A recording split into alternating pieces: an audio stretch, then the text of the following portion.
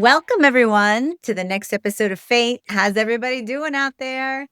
On today's show, I'm putting out another Fate flashback episode. This is the fifth episode I ever released. It was recorded back in November of 2023 when I very first started even thinking about doing the podcast and going out and doing interviews, really stepping into the exciting world of discovery of myself, of spirituality. And Alysia Marlowe is my guest. She does DMT light therapy, and she has this amazing light that when people sit under it, um, it's it gives them a DMT-like experience. It's like having a plant medicine journey without actually having to take, plants. Yeah.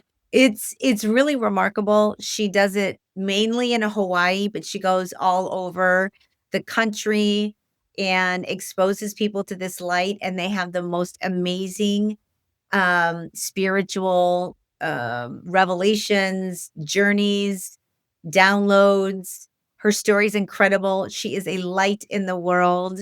And even the wrap out, it's 2023 and the movie industry has just come into a strike and I'm struggling financially and I'm talking about, a lot of the things that I talk about on this show all the time, which is like staying in my vibration and being in the present moment. And if I really just stay here, everything will be fine. I'm in a financial disaster. And you know what?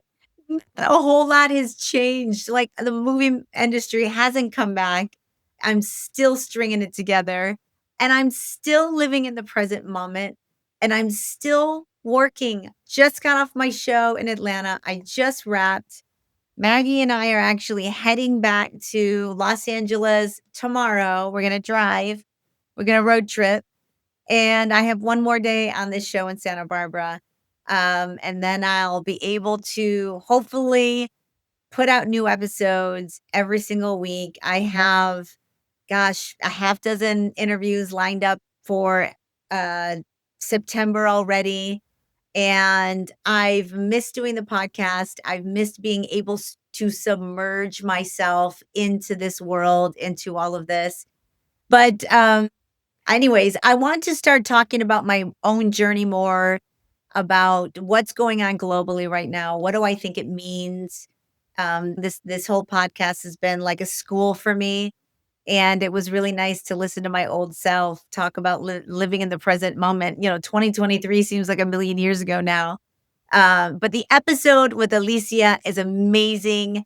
She has a website. It'll be in the show notes. If you ever get a chance to sit under this light, it could bring you who knows what, an enlightenment in some way. Like it's a pretty cool, amazing situation to expose yourself to. I did it and I had visions. It's amazing. Anyways, this is episode number 5 on this Fate flashback. Enjoy, everyone, and I will see you next week for the next episode of Fate. Journey well, everyone. My name is Christy Busby, and you are about to listen to the next episode of my podcast called Fate, From Atheism to Enlightenment. So come on in, join me. We're going to talk about it all, from atheism to enlightenment. Alrighty, guys, here we go. Get ready, and welcome to your Fate. Welcome, everyone. On today's episode of Fate, I am bringing you Alysia Marlowe. She does DMT light therapy, and she's here to tell us what it is, how it can help people, and her spiritual journey of how she got there. Welcome, Alysia. Welcome to your Thank you. clinic. Welcome aboard. Thank you for taking the time to spend with me today and discuss um, your DMT light therapy. Why don't we just start talking about what is that? What does it do? Most people have never heard about anything like this, so Do tell. Thank you for asking. I love sharing this. So, the DMT light therapy is the name that has just kind of come up through sharing it because of how it just naturally accesses your brain's ability to release DMT. And I've been doing this for 9 years now, sharing it as much as I can, anywhere I can, all over the country, even globally. And it's so simple. So, anyone, as long as you're not a photosensitive and an epileptic, those are the only people that I primarily say, no, no, no. Good note. Good note. Everyone else, if you know that you're comfortable and confident and you read through everything on my waiver, you can do this. So, it meets a lot more people right where they are. And simply closing your eyes and the flickering light is strobing at frequencies. So, imagine your closed eyes, through your retina of your closed eyes, you're receiving the frequencies. And your brain just wants to follow the light, match the frequencies of its choosing, not all of them. It's like a simple cocktail of a few frequencies. And so right away, your brain just goes on this deep meditative journey, just drops in. And it's like assisted stretching for your brain because a lot of us have never experienced what it's like to get into that deep state so quickly, let alone sustaining it for a long period of time. And so it's like your brain isn't quite the same afterward because it's just gotten stretched and massaged and opened up, and things are just like it's defragmenting the hard drive in your brain without you having to do anything or know anything. And yet, seasoned meditators always explain to me, wow, I didn't think that was going to be so quick. I didn't think that was going to be so effective. Like they had no idea. So it's fun for me because I don't like to tell anyone it's going to do anything. I just say it's going to meet you where you are, and your brain's going to just kind of take in the frequencies like a multivitamin. And if you know anything about multivitamins, when you take in a multivitamin, your body knows what it needs and it kind of ignores and eliminates what it doesn't. So, similarly with the frequencies, you're taking in the frequencies, you're matching the ones that you need in that moment, and you create an individual experience every single time based on what you need in that moment. So, it's different every single time. That's fascinating. How did you come across this technology? What is your journey of getting to where you are today? Well, zipping back to my youth when I was 14, and I was this tomboy, a little badass, and I tried to swim across a lake after eating a sandwich, fully clothed, just ignoring what all the weird warnings that didn't resonate for me. So, well, I grew up going to the high Sierras and jumping in these snow runoff Mhm. creeks. Never did I try to swim across a lake outlet fully clothed after eating a sandwich. That Right. was new, but I figured I can do this. I'm really fit and I was a cross country runner, I was a figure skater, I was a gymnast. I got this, right? So, swimming also, I'm a classically trained opera singer. So I know how to use my lungs and my breath. So I'm thinking I got this. If I get tired, I'll just float. And I don't know how far I got when I flipped on my back thinking, oh, I'm kind of tired. And I'm looking up and it's November and this is in California and blacked out. I had no idea that I just blacked out. And suddenly I was having this whole near death experience of my past, present, future happening in the same long, extended moment. And the moment I experienced, oh, by the way, I was 14, had not had my first kiss yet. And I Wait, were experienced a were you alone out there? You were alone out there?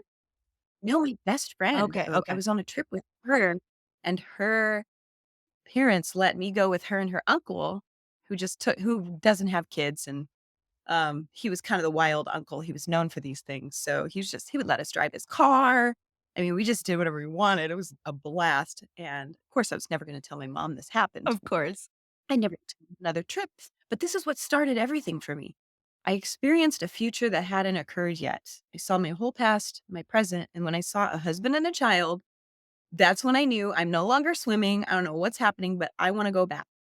I do not want to leave unfulfilled with this vision that I've just experienced. And then there was light everywhere. It was just like I was getting closer and closer to it, and I could sense like being sensing me. And that was when whatever was left of my will, my soul, I said, I want to go back. I want to fulfill that vision. And then the next thing I knew, I heard my friend. She sounded really, really far away. And by the time I was able to open my eyes, she was right in front of me. She was holding me up out of the water and she's screaming in my face, telling me like I'm blue or something.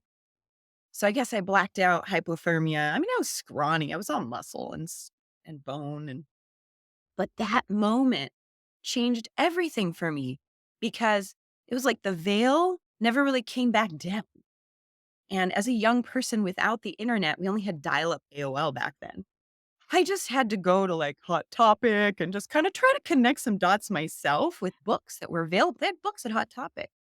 I picked up How to Discover Your Past Lives, um, like natural Wiccan, like witch stuff, because I was very nature girl. And I was just trying to put all the pieces together. And what I accidentally stumbled upon was meditation through the techniques in the How to Discover Your Past Lives book, and found out that I could astrally project. I didn't know what any of this was back then, but people who I knew who had somehow a little more reading material kind of told me what was going on and encouraged me to experiment with things. Flash forward, I run, I move around a little bit after I was 18, come back to California where I was raised, and something tells me to run for a pageant. It was a scholarship pageant. And that started me on the trajectory to find Hawaii. So now I've been in Hawaii and the islands for almost half my life. Oh, wow. And when I got here, I just kind of didn't know what I was doing anymore. Thought I was going to go to college, had scholarships and everything. And after 1 week, I said, no, this isn't it. There's something eating at me. And I dropped out, got all the money back, forfeited the scholarships, and started finding my way in the islands. And I was well set up. My mom invested in a property here so that she wouldn't have to lose touch with her oldest daughter.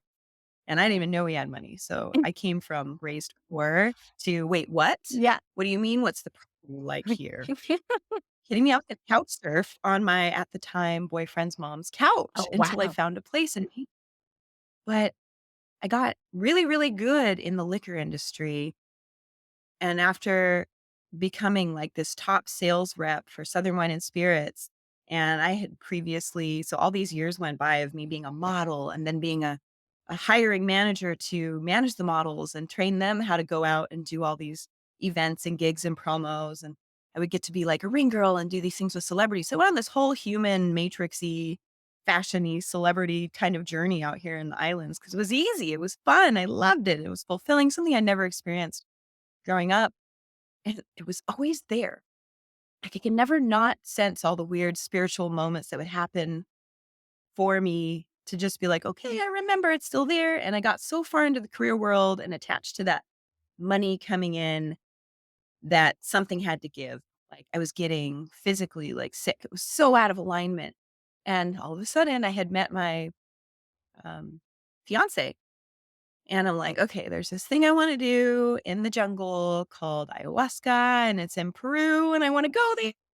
And he kind of ran all these circles around, like not wanting to get married until he finally proposed. But that was totally off the board. Like, no ayahuasca in the jungle. We don't even have snakes in Hawaii. So to consider going out where they don't speak English in a jungle where there's like wild animals that can sting you, bite you, or eat you alive, he's like, no, hard pass. We're not doing it. So we go South America, we do all the things, and always I'm like, "Well, I know I'm supposed to do it." And I was bummed, I zipped it. I wanted to meet him where he was at and not, like, push him or anything. I just wanted to honor him. And a week after we got back, he said, "I'm gonna call off the wedding. I don't think I'm ready to get married." And my friend calls me and goes, "But by the way, that ayahuasca ceremony we were gonna have here in Hawaii got postponed. It's in a week. Do you wanna come?" Mind you, now we're 3 weeks before our wedding. And I said, "Well, let me know to my fiance if we're not getting married because everything's paid for. If we're having a big party, Oh, I need to let my. my family know. They're from Holland and all over the place." That's crazy. And I was really proud of myself how I handled this. But ayahuasca, it was just so blatant that it just came to me. I was supposed to do this. So ayahuasca was that opportunity to dive back in and remember what it was that I tried to compartmentalize and put away because it was so scary and too much information when I was 14. And here I am in my late 30s, living in Hawaii. Like, okay, I'm done with corporate world. I actually was still in it at the time, not able to fully separate. And so when I did my first journey, I like the term brutiful Mm. because I was literally running to the ceremony, eating a chicken sandwich. I had no clue what I was getting into. And I'm Interesting. reading information all the way there because it came to me so abruptly. I didn't have time to prepare. And I'm spitting out the chicken sandwich as soon as I Exactly. It read that sounds I'm like you not gotta prepare your what? body and, like, I've taken several all roads lead to ayahuasca, I swear. I've taken several journeys Really? too. It's but anyways, go ahead, tell I me was so about. young. So this is what happened. I go to the ceremony. Instantly, I experience everything that I needed to remember that I'm like, oh, yeah. And my fiance, who was totally adamantly against it, the morning of that ceremony goes, you know what? I got nothing to lose. At this point, I'm already going to call off the wedding. Can you see if there's room for me? And I'm No thinking, are you way. sure? But inside, I'm jumping up and down. Like my inner child's going, oh. And he comes to the ceremony. He's never the same. I married a complete stranger. Oh, And wow. because afterward, in the morning, he looks at me, of course I'm going to marry you. We've been together in so many lifetimes, waking each other up. So did that ceremony. I knew right away, okay, this is something I want to be able to help people. And somehow, because there was just so much information that wasn't passed on. The shaman didn't speak English. He had a partner that spoke perfect English was her first language. She was fluent. And yet the information still only trickled out into the community. So many people were not prepared. And it was Mm. magical. Like I woke up looking around, not that I slept at all. So it's more like Exactly. coming out of it. The sun was coming up. I'm looking around going, I am in the movie Avatar. Like this is Pandora. We were in the jungle. We were on sacred land owned by a Hawaiian woman who invited us to be there to do this ceremony. And it was just so profound that he wanted to go back a week later. Oh, And wow. I'm going, I got everything I needed. Oh, crap. So I began my journey of learning what to do, what not to do in regards with ayahuasca. And he started looking, seeking online. He couldn't go back to his life as a personal trainer. Oh, wow. He So really he quickly knew he was supposed to be something else and eventually discovered he was supposed to be a wizard. And I didn't even know what that meant. So I just was like, okay, we're going to put a pin in it for later and I'm going to do my thing. But I became this person who decided I'm going to coordinate these ceremonies. I'm going to bring the shamans here. I'm going to make sure I consult with people so that they know what they're getting into. I'm going to ask the shaman for all of their data and their information, and I would spread that awareness. I would get full medical history disclosures and just fully make sure people knew what they're getting into. So the only people that came to the ceremonies I coordinated were the ones that knew, were comfortable, confident, knew what they're getting into, and could be safe knowing that I had done the same thing to kind of vet everybody that was coming in. So everyone was safe on all sides. there's a lot Because of, yeah, there's a lot of, fear around doing ayahuasca or doing anything that's going to give you that kind of lifting the veil, whether it be a mushroom trip or whatever. But for people that are wondering, um, what advice can you give anybody that's thinking about doing a plant medicine journey, whether it be they're seeking physical, mental healing, or whatever their purpose be? What is Mhm. what advice can you give them as far as tamping down the level of fear that people have around these types of Right. plants? I guess it's like anything important enough in life, if you're willing to risk it and not overlook whatever of your own inner guidance that's coming up. Because, there's the body, the autonomic responses to the fear and things that want to keep us safe and keep us contained in that same pattern that we don't quite break free of unless we have some option presented to us that resonates. So, not the thing for everybody. Mm. So, everyone's got to ask questions. Just ask enough questions because you don't want to be that person sitting in the ceremony on the most uncomfortable, noisy thing that you picked up because you were so ill prepared. And it's like just to be comfortable so you can drop in Mhm. taking care of those physical things, like your needs, knowing the things that are gonna be your specific needs, um, and then ask enough questions and bring more than you think you'll need and leave it in your car if you don't need it, if you get the opportunity to do it somewhere nearby. Mhm. If you're going and doing the thing and you're committing, like, you'll be fine. They got you. But just ask questions. Yeah. These are the things I noticed people afterward were saying, "Oh, I didn't know. I didn't know I could ask for another cup." Yeah. Oh, yeah. So Oh. Oh, yeah. any experience with your intuition, start to play with Yeah. trusting the little weird impulses that try to drive us, to try to get the ego to repattern, Yep. and play with it and see what results you get just leading up to making that decision. So that when you get the little pings, I call them, you get the ping Yeah. if it's in your heart or in your guts. If they're in communication with each other, that's a really good practice to be in to make sure that you're not getting yourself into something that you're going to have to see a lot of people afterward to get yourself out of. Yeah. Because setting's important. Oh, yes. You want to know bit about who is coming to serve you medicine. Where did the medicine come from? Whose hands did it touch? What did it take to get there? And who is helping coordinate these, facilitate these, like the lineage, whoever's the head um, shaman, like above everybody. I forgetting the names right now, all the special terms, because I first started with the Shipibo tradition, Oh, and yet this shaman was very divergent. So he kind of gave us the medicine and then was like, okay, you guys are good. I'll come back when you need me. Whoa. So I had never experienced, there were so many people in that room that were new and that a few that were there that did it a lot. So I guess he figured they got them and they were giggling and dancing. And I thought, I'm in the fetal position. I had a lot to detox. So ask questions, know that diet is important and it won't be as most likely as physically painful. If you've already done the prep diet wise, you probably won't even have physical pain if you've been taking care of yourself and you're all the toxins and things are out of your system. it's interesting you say that because when I went with a friend and I've been on my own healing journey for a decade. It's kind of why I'm doing this podcast to bring things like this to the surface. And my spiritual journey really did start with plant medicine, because once your veil lifts up a little bit, you can't help but move in that direction. You can try and not, but I have never, started pulling myself immediately after my first ceremony. But, I will say at that point within my illness, I had been detoxing for many, many months at that point. So, I was one of the only people in the ceremony that didn't purge because I was already on that similar strict diet for so long because I was dealing with all kinds of other issues that required my diet to be very clean. So I never purged, which I was grateful for because I don't like purging. But anyways, go ahead. I just tell everybody, do it your way because your way is unique to you. It's your special recipe for your own journey.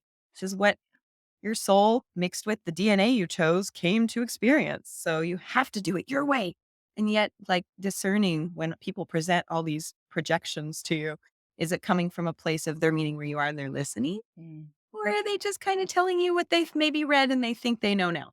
So that's why I say play with your intuition and just having the conversation inside yourself, within yourself, before opening up to all those other pieces. That is great advice because if you do sit with yourself and listen to that interior intuition, that is almost always the direction you should be going in. But so from ayahuasca So ceremonies from there, to yeah, so from there to the light. So I actually did 14 ayahuasca oh ceremonies in wow, total that I can remember, twice pregnant. And so I have one ayahuasca baby. nice. And what I discovered is so I did get married. I'm no longer married. And yet at the time, he started to do a lot of searching online, trying to connect the dots for his visions. He was sketching a lot of things that were coming true later. And he reached out to Dolores Cannon, one of her top students for past life regression hypnotherapy, was this woman, Cian, and her partner, Richard, and they were based in Perth, Australia. And he reached out to her because someone had posted about their session with her. And it just had all these resonant things coming up for him where he needed to reach out to her. And flash forward, she's sitting next to me in the car in Maui, and she looks at me and she goes, I thought he was a nutcase. So I replied just to see what would come back. And when he replied, his response right away, I knew, no, he's not a nutcase. Like I need to connect him with my partner, Richard. So they started doing these Skype conversations for a couple months. And one day he says to my at the time husband, oh, you should be working with the lamp. So matter of fact, like we're supposed to know what the heck that means. And when it was new to watch YouTube on your television, that's when my at the time husband pulls up YouTube and he goes, we're going to watch this YouTube video. I've never seen you so giddy. What is going on? And it was just the video of CN explaining their full story and their connection with how this lamp was created, how they were involved. And they didn't show it, they didn't demo it, nothing. But I kind of knew halfway through it My intuition was screaming at me. My inner child was going, "We're getting one." I don't even know what the heck this thing is. They're just talking about a blinking light that was created by Austrians, neurologist, psychiatrist, that they were fascinated with NDEs. Boom, there it was. They were fascinated with near-death experiences. They figured out how to put this light together, and it was creating results beyond what science can measure or explain. Oh, I love everything about this That's story. it. Knew I had to have one. There weren't any in Hawaii. There was one woman who had a Lucia, which they were the top distributors of. That's the $25,000-ish price range for that light. And they helped make sure that a second version was created after that one was extensively studied and taken apart. And in the UK, they knew a person who was able to create a new light that was going to be portable and reach more people, fraction of the price point. Obviously, not the beautiful Lucia. And yet, that light is the light that I was able to afford on my budget of having left the corporate world and knowing that I was going to do something else. And it was going to be more like connecting people that were like me to this, ayahuasca. And yet I was instantly transitioning out of ayahuasca, realizing that my mom, she Googled ayahuasca and started freaking out on me. She never knew that I did it with my son in my belly. Then she really would have freaked out. She's just like, "You can't be bringing these shamans with their drugs. You're going to get in jail, put in jail. You're a mom." And I'm like, "You're not wrong, mom. You're not wrong. And I want something I can share with my mother." Yeah. So Yeah. I'm got my whatever check from the government for my final pay and went, "Great, I'm gonna use this to buy this light. There's all my money. Yeah. Take it. I want one. I don't know what it does, but I just started 9 years ago." It took months to reach me too from the Oh, UK. wow. By the time I did, playing around with it, the first 4 minutes I sat in front of my light, I went right back to the place I went before I went into the white light. Oh my And after god. that, I went, "How am I gonna tell anybody what this does? I don't wanna freak them out." But it's that beautiful, limitless in between space before the light. And that's right away I went, "Okay, I have something so Special. special here. This thing. I have to just share it. I didn't know how to explain it back then. I just invited friends, 'Come do this thing. It meditates you using flickering light. Close your eyes and listen to music. That's what we're gonna do." I mean, I'm just so my audience knows, I did experience this. I did a small version of a group meditation with her. I went to a fair and was in a hall with a bunch of other people, and we did it. And when you put the light on me, I personally started seeing um, lots of orange and reds and kaleidoscopy kind of like looking colors. I also saw a very bright light that was about this thick, and it was like super white, silver white. It almost looked like an angel or something was standing in front of me, but I didn't have any real definition other than that it was a light, just a light standing there. You get, I don't know if you'd call them downloads or people talking to you or it's your own voice. I don't know, but I like to feel sometimes it is my higher self or my intuition. But I had a knowing of that was like one of my angels or something like that. I had like, which is why after the small meditation, I went and found you in the hall. And I remember I was the one that kept on saying, "Are you ready yet?" And I would keep coming back and I was like, "Okay, I'm gonna go home and walk my dog real quick. I'll come back." You're like, "Okay, great, come back." And then finally, I think you were getting ready to shut down. And I poked my head back over there. I was like, "Is there anybody here? Can I do it yet?" And you're like, "Oh my god." And I think it was one of the last sessions you did for the night. I Yeah. barely snuck one in, but I waited for hours, checking in You were with you. supposed to be there Yeah.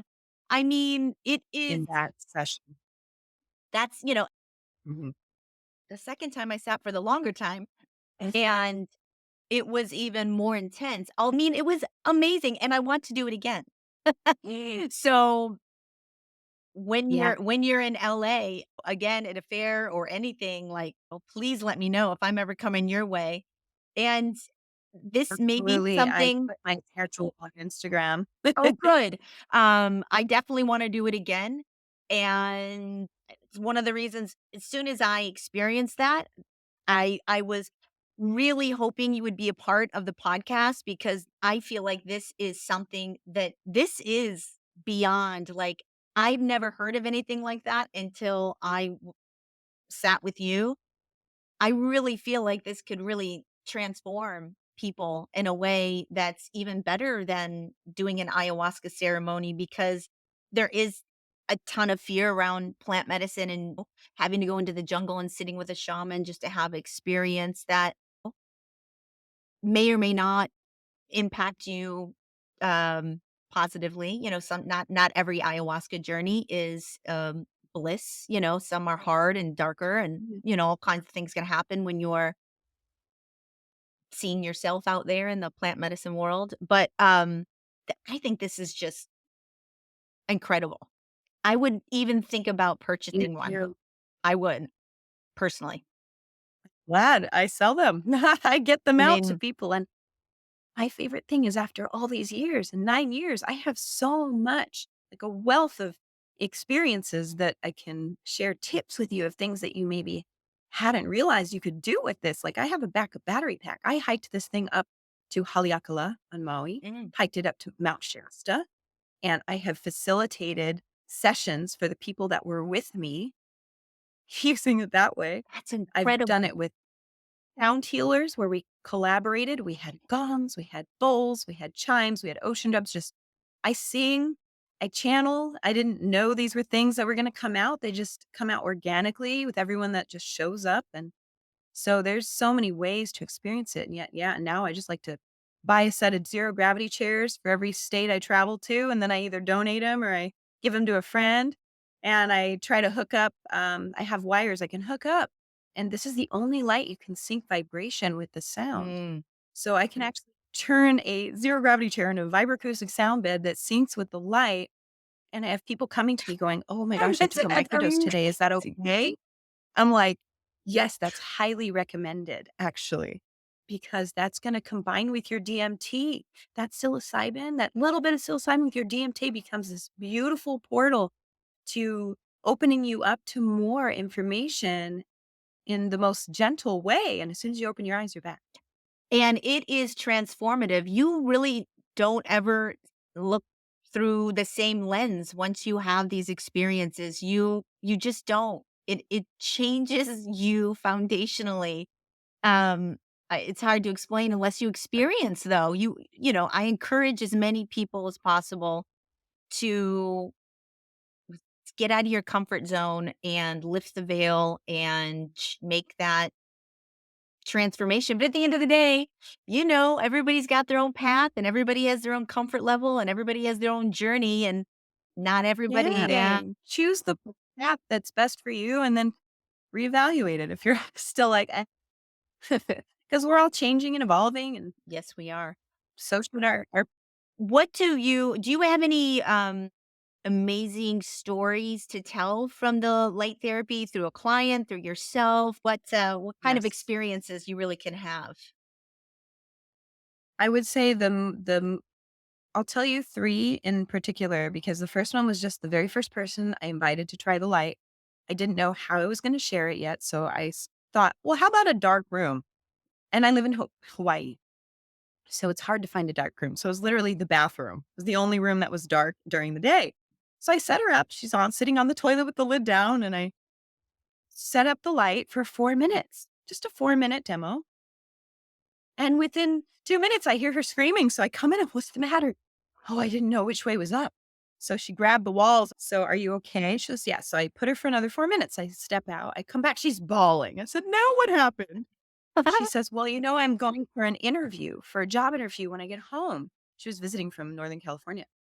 She goes, I was there home after, and I already had the job." Like she time traveled to the moments after she already had the job and she was home. She did get the job. Oh, So she was just crying like she couldn't believe that that just happened in 4 minutes sitting on my toilet in the dark bathroom under the blinking light for 4 minutes. I'm going, "Okay."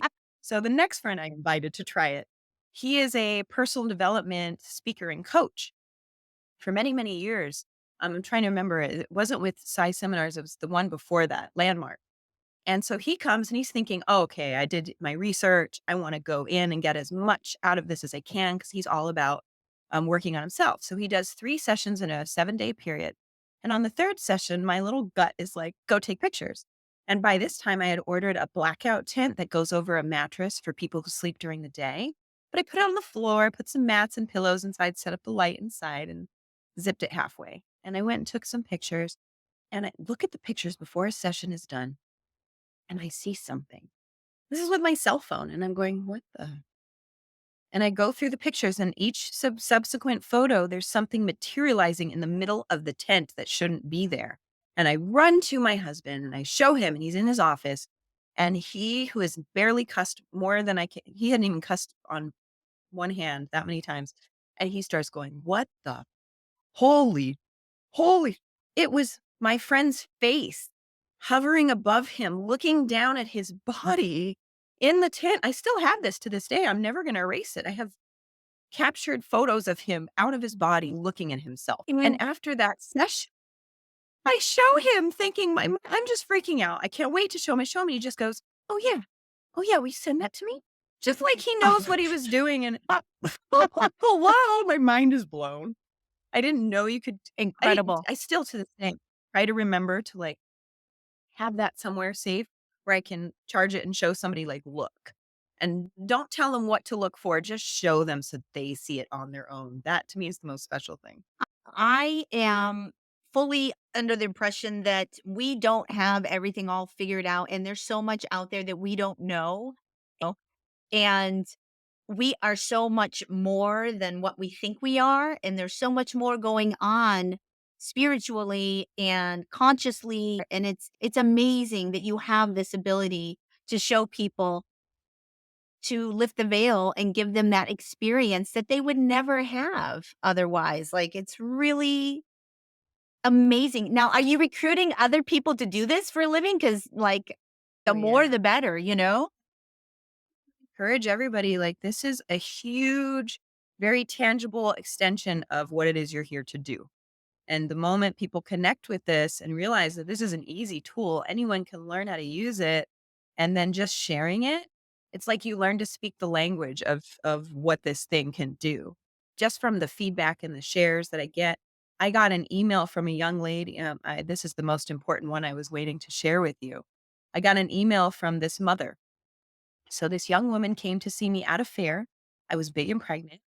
And at the time, I had more than one booth. So I had a 10 by 10 canopy tent set up for groups of people because I had been doing this in the community so much that everyone was bringing, it grew. Everyone was bringing their friends and sending their loved ones. So I didn't know how many people were just connected and related that were getting sent to me. And I was fully booked at this fair for groups of people that were joining each other, didn't even know each other. And they're laying head to head under this light in my tent, obviously pre COVID. And this young lady comes, walks up, and she's like, "Can I do this?" I said, "Yeah, I'm fully booked. However, I bet I can squeeze you in." So I asked this group, and they were open to her joining them. They were all friends. And so she didn't know them.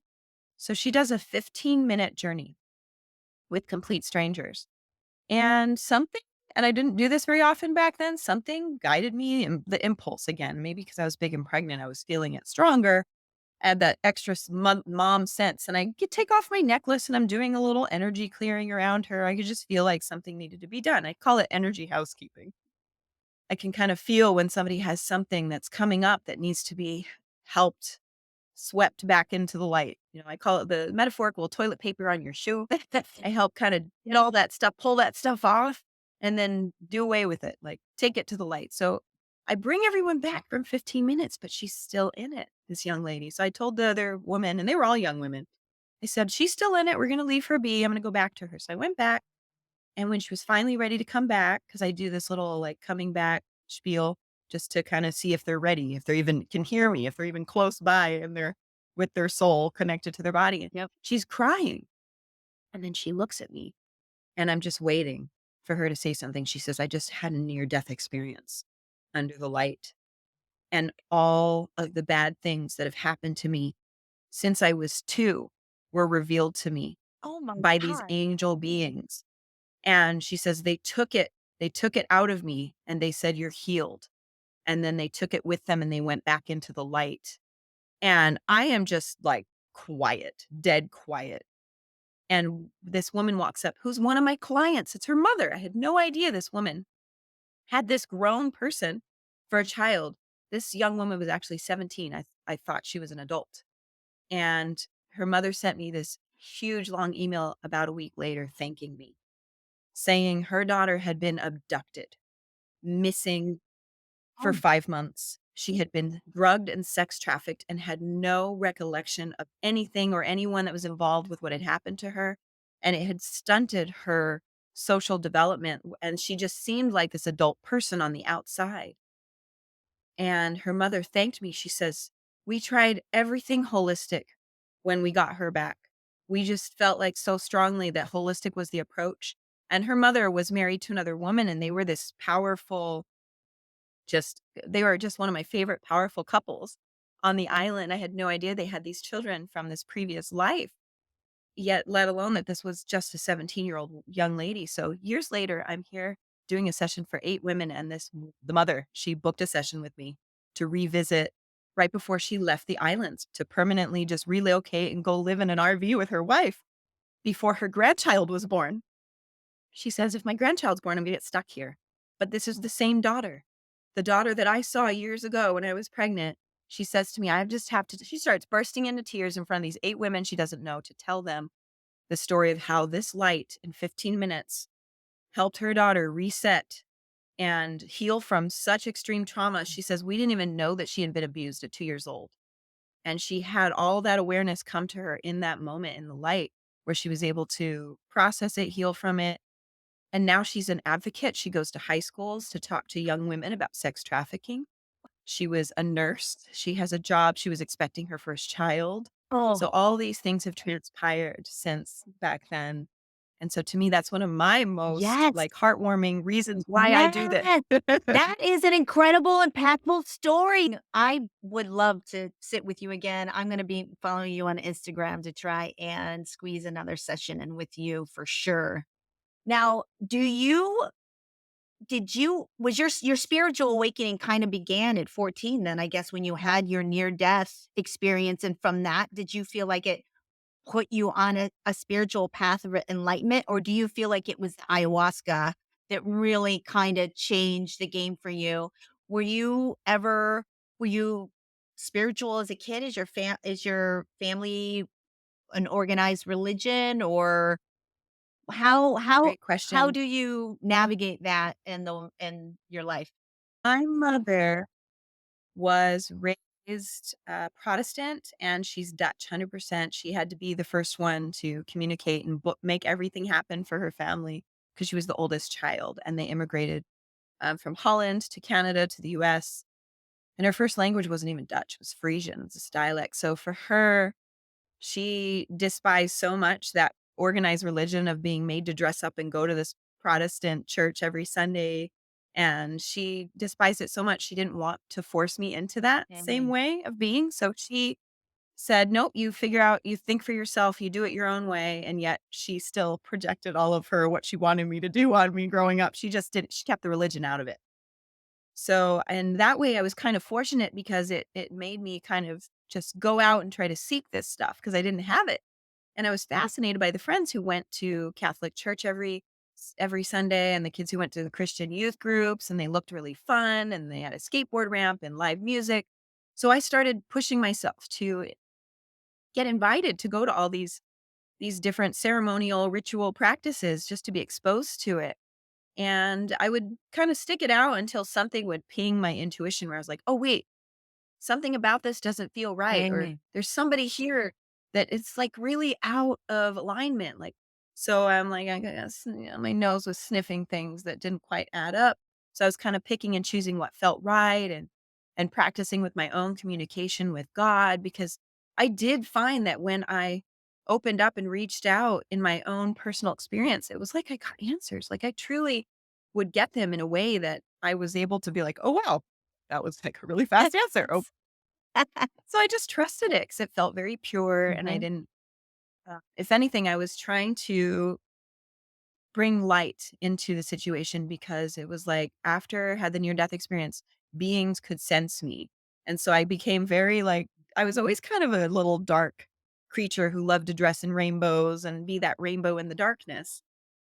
Yet I also was comfortable in the darkness and being alone, and I liked to be up late at night. Both my parents were insomniacs, so I kind of borrowed that characteristic from both of them because I loved being up at night. And things were up at night that knew that I knew that they were up and they would not hide. And so I got really into like ghost hunting and like Love just because love that. I just was like, why not? I had a lot of fun. And so there was this gothic side of me who loved rock and roll and metal, especially metal, but I also liked raves and rainbows. So I was very much all the things. And I still am to this day. It just was hard for me to reconcile that, like, it was all part of one piece that was this oneness that needed to be loved and accepted and not blasted away like a Ghostbuster trying to shine light on the things I didn't comprehend Yes. because they scared me. Yeah. And I didn't want them just having access to dialing me up whenever they chose. So I was very awake and very spiritual young, and yet it was scary. So I went to church to push that stuff away because I wasn't ready for Interesting. it. So I put it on pause, but I compartmentalized a lot of the good parts of myself by locking away the spiritual parts from the fear of things that I didn't want. I didn't want them to access me to the point where they could maybe take over Yeah. because something happened one time where I meditated on a full moon, not knowing how potent that was, and then couldn't get back in my body because I projected Oh, out. wow. And Wow. my friend saw me twitching on the ground and she was picking me, same friend that saved me in the lake. Now I'm all like, oh, I'm gonna figure out what this is all about. I'm gonna meditate on my past lives. And I accidentally left my body and she saw me twitching and she was shaking me and I wasn't coming to. And so Wow. that I was like, okay, it's too much, too fast. I don't know what to do with this. I'm not ready. I don't want it yet. Do you have, do you have a story to tell about a darker, lower vibrational experience that you had when you were younger, when you were picking up on a darker energy? Yeah. It is out there. What can you tell us about your experiences with darker? I was always fascinated by them, and I preferred horror movies as a 4-year-old to anything else. Oh, Like, I loved scary that's movies, me. and back then, we didn't get told what we couldn't watch. And so by the time I was 7, I finally decided to look under my bed. I was tired of being scared of gremlins being under my bed because I had a creaky trundle bed, and so I looked under the bed, and after that, I was like, "I'm ghost hunting Mm. because they can't scare me." Like, I was brave from a very young age, I suppose. And when I had the near death experience, and then it wasn't like I could just shine a flashlight and maybe not see it. Now it was like I was home alone one day and I was obviously a teenager after the thing had happened. So I was maybe 15 or 16. And there was still some sunlight, and the sunlight sets a little later in Southern California. I just remember thinking, okay, I'm home alone. It's totally quiet. No windows are open. No air conditioning or anything is on. It's just kind of a regular day. And suddenly, out of my peripheral, I see my door to my bedroom opening. Like something Oh, was just slowly pushing it open, and I'm turning just as slowly as I'm sensing the thing opening, and there was this black, looked like liquid smoke, like smoke moving through water, floating into my bedroom in broad daylight. And mind you, I've never tried drugs. I'm like sober child. I'm like good girl. Maybe I tried to smoke my friend's mom's cigarette a few times with her because we're like, but I'm just like, that's it. I dropped to the floor in the fetal position as this thing floated into my room. Before it even got within 5 feet of my head, I dropped to the floor in the fetal position, hugged my knees, and just bent over and begged to keep my life because I didn't know what was happening. I thought something's trying to come. It could be, it wants something. I don't know why it's here right now, but that was it. I don't know if I blacked out because I laid there in that fetal position and I did not get up until I heard my parents in the garage door opening downstairs. I don't know how much time went by. I was too scared. Imagine when all the senses on I like all mean, your I hair have stand chills up. right now. You telling me the story? Yes. So when once in a while there's a scary movie that they depict something like that, I go, that's real. That's legit. Like I believe in that because I've seen it. So that's one of my things. I have So to when say, that's an I interviewed somebody else recently on for this podcast, And they described the exact same thing you did, shared her, and she did the same thing. She's like, I just closed my eyes and laid there and I prayed for it to go away. She said, eventually I opened my eyes and it was gone. But she described the very same black, like, same thing. So Yeah. that's It's just I want that's people to real, ladies know and that it's gentlemen. That's real. a real thing, Yeah. and you don't have to be afraid of them. You just in that moment, your response is gonna be whatever it is, and mine was a fight or flight. I just dropped. I Yeah. just went limp and held myself and begged to live, and yet not all experiences are like that. Mhm. There was another instance when I had a boyfriend who lived on a historical site that was actually historical. No one could ever change it, so they were allowed to live there. And it was over a 100-year-old house where Native Americans had been buried and farmers had taken it over years later. And he's like, "Oh, this place is way haunted." And one day when our to go order got messed up, he left. I was alone in the house in his room, and the blinds on the window, like, the window was pushed on so hard that the blinds were shaking. Oh, And I got up and I went, "Oh, yeah." And I just looked at the blinds and I'm like, "That's what I thought." I was like, "Okay." So I was, like, coming from this I love empowered that. place where I'm no longer letting these things just be like, "Ha!" Like, that's they're trying to get you. I And if have they know heard they that. can get that, they're gonna keep it. Yeah, I have heard just from watching and speaking to other people that when you're dealing with something darker or lower vibrational, that your best recourse is to not exhibit fear, and that you should almost treat them like they're tricksters. Like, oh, are you a trickster? Like, almost in that vein, rather than sinking into the fear, which is nearly impossible unless you have actual prior experience with dealing with something like this. All right. So I want to ask you this. What do you feel like the nature of our reality really is? What do you feel like we're doing here? Because I feel like we don't have our whole history and that there is a lot more about being here that everybody should be aware of that we're not really speaking of in any kind of mainstream kind of way. Oh my gosh. So recently I did a 4-minute journey under the light. I do my best to do myself before I help anybody else at these fairs. And I had done a microdose that morning and Mm. I just had this beautiful portal of this experience where I was like, okay, there's dragons, there's angels, and none of it looks like what people paint on paintings. And yet it's just its own very light, ethereal, beautiful experience. And I came back and I was giggling so hard. I was like, look, I'm about to eat a strawberry in quotations. I'm like, this isn't real. I'm like, all of that limitless potential, the light. And really what it came down to for me is love. It Yeah. always comes back to love. Yeah. I feel like life sets you up to be challenged on purpose to see, can you still love through all the trauma, through all the horrors? Can you still find the way to keep your light ignited where you can find ways to love yourself, Yes. to remember how to love yourself, because that's the only way to have that self fulfilling, like, filling up your cup is Yeah. just remembering to keep the light lit inside yourself and love through all of the horrors Yeah. that comes up. Cause, oh, you bet. If I've been assaulted, I've had horrible things come up. Yeah. And for me, the reality is remembering to love, because there's all these potential dimensions and versions of things that have happened where that didn't happen, Yeah. where something else happened. Yeah. And I just have to remember that that self-love journey is going to continue to be different and evolve Yes. because I'm changing and my needs change as I'm still alive. So this vessel needs new things. It needs more sleep. It needs sleep at different times. It needs more meditation and maybe more frequently less time during it. But so it's changing. As long as you can change with it and remember you, then you're going to have something to give those around you. So it Yes. inspires them, hopefully, to realize that that's where it begins. Yes. Just the I origin, love your key. that. I love that, and I'm really focusing hard on trying to learn that on my own, that self-love component.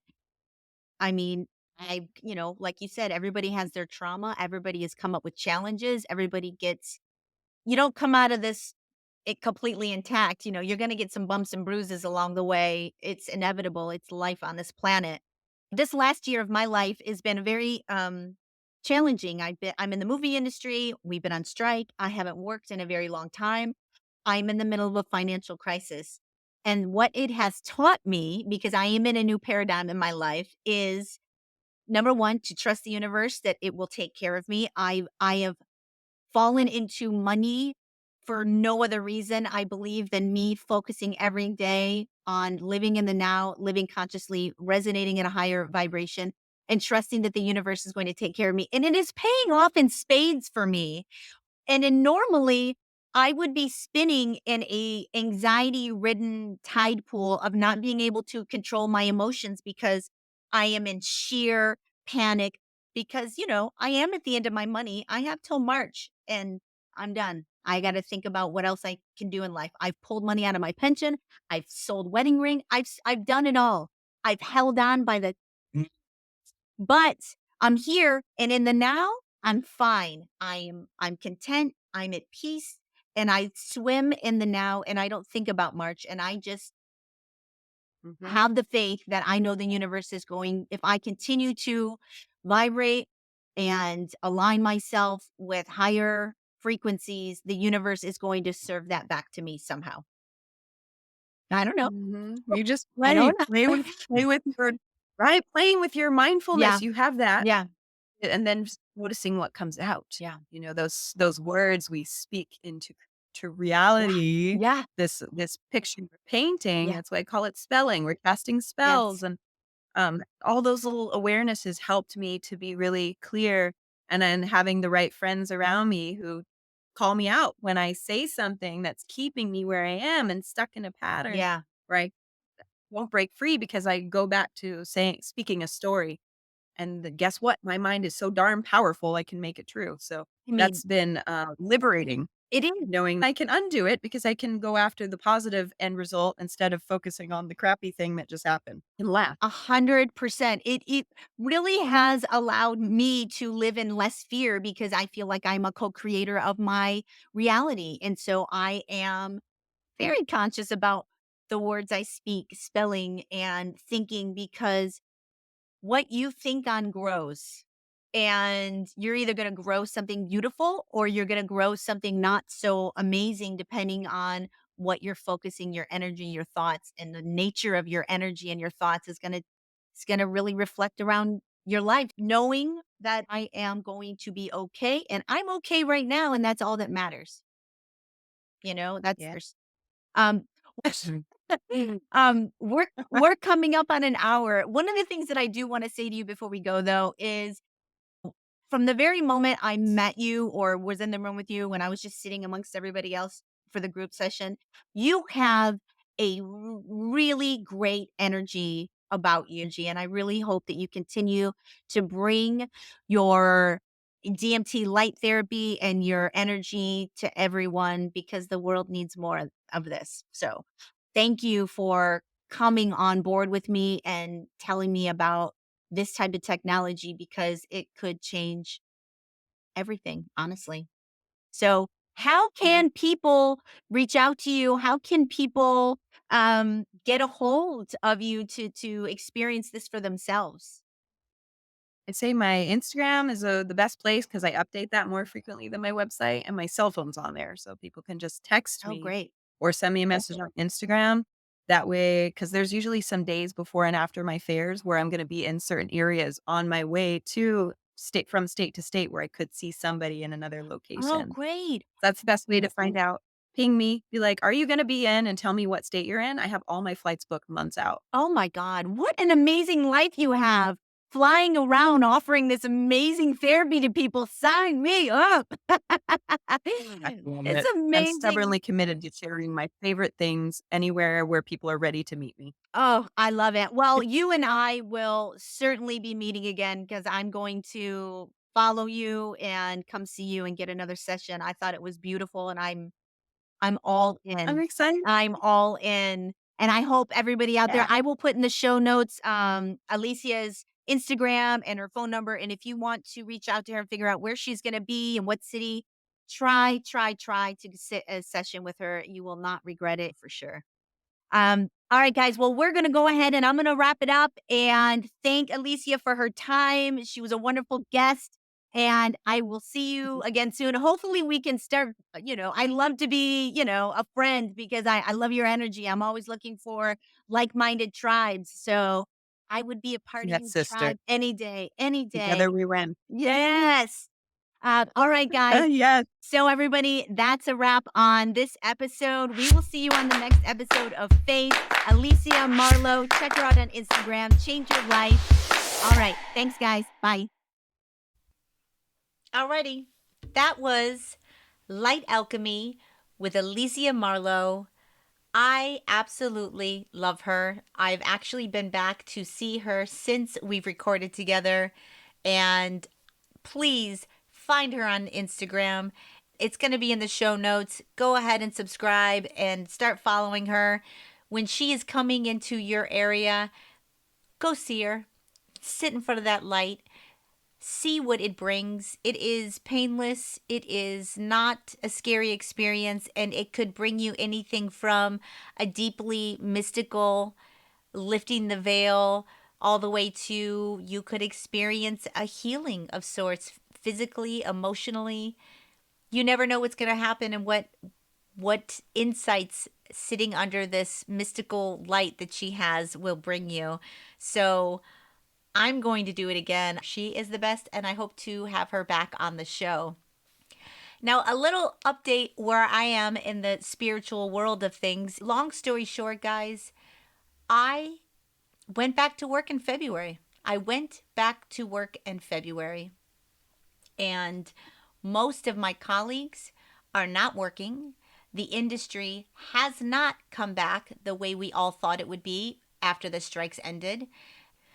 And it's been very interesting, eye opening, and revealing to me that going through that financial crisis, going through that extreme of anxiety provoking lack of work for almost a year, I didn't work for almost a year.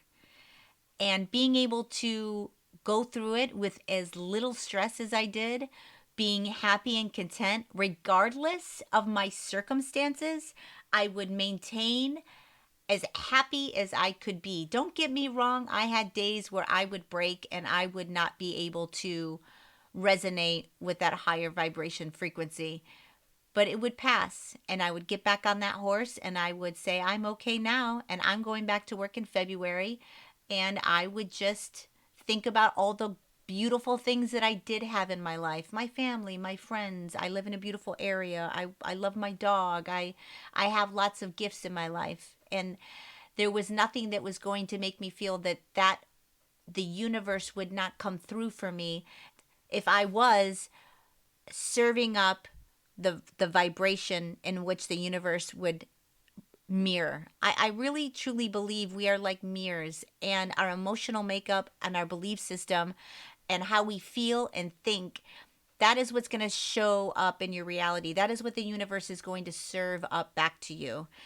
And quite frankly, guys, it worked. I don't know how else to explain it other than I went back to work in February. I have been super grateful to be working. It's very challenging to try and do this podcast while I'm working because if you know about the movie industry, you're working incredibly long hours, and I'm doing a very challenging show right now. So my time is short, and I'm running out of podcasts that I've had in the can because I recorded most of them when I was not working. So it's going to be a challenge for me to continue doing this and be able to do my job, but I'm determined to keep this going. I've really been enjoying the process. It's creative. I find it's important things that I'm talking about, and it sings to me, so I'm going to keep singing back. Anyways, that is a wrap on this show, guys. My insight will keep coming. I'm going to have amazing guests coming up for you. And if you want to follow the show, I'm on Instagram at F.A.T.E podcast, F.A.T.E podcast. I have a YouTube channel. I've been out a month. I'm pretty happy with that. I'm not marketing it a ton, but I do think the podcasts are interesting and will challenge you and will maybe, allow you to open your mind a little bit and embrace a new perspective, like resonating at a higher frequency so you can see that in your life show up. It's not going to show up tomorrow. But if you consistently be conscious of the way you're thinking, what words you're speaking, and how you react when negative things come into your reality. I believe that is the key to manifesting whatever you want in life, whether it be health, a healthy relationship, or just a feeling of being happy and content and at peace, knowing that if you resonate with those frequencies, the universe has no other choice, really. The law of attraction, like will bring like. And that is one of the universal laws that we are under.